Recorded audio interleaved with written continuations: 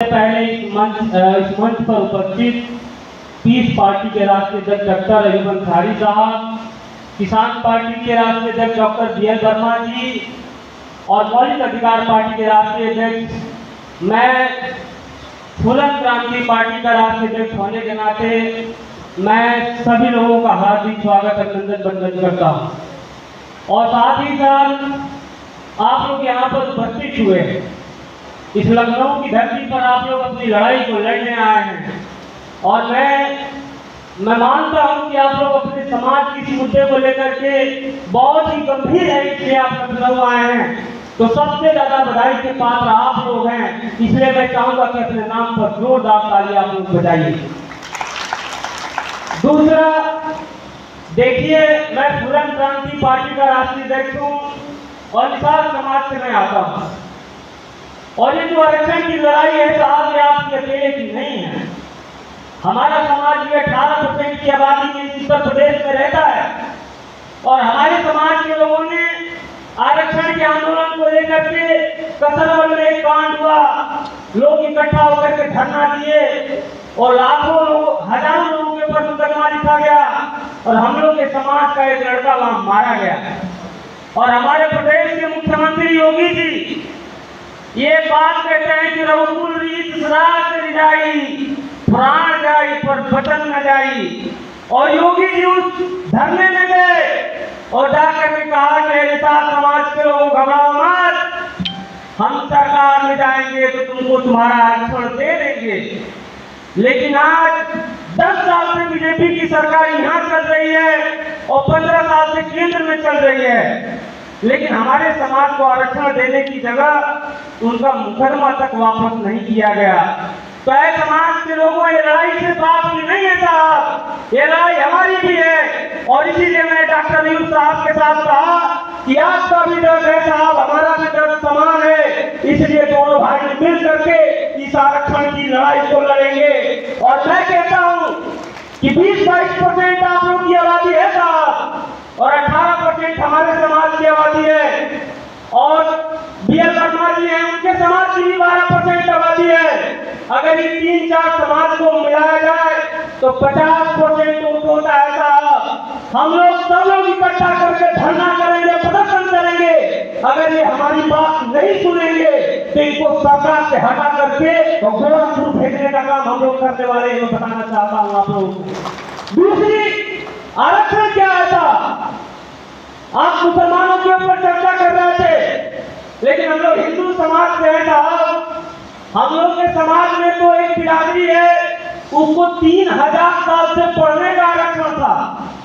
अगर कोई दूसरी जाति जो कि पिछड़ी जाति हम लोग के समाज में है, अगर वो लोग पेट सुन लेते थे तो शीशा पिघला के उनके कान में डाल दिया जाता था। आप हमको बताओ, 3000 साल एक जाति को आरक्षण था और उसी आरक्षण की देन थी कि आज के डेट में आप देखोगे तो 1 लाख 20 लाख 30 लाख की नौकरी में सबसे ज्यादा वो बिरादरी है। आप देखोगे तो सबसे ज्यादा डीएम उनकी बिरादरी के हैं। आप देखोगे तो सबसे ज्यादा ठेकेदार, सबसे ज्यादा जज, सबसे ज्यादा प्रोफेसर उनकी बिरादरी से हैं।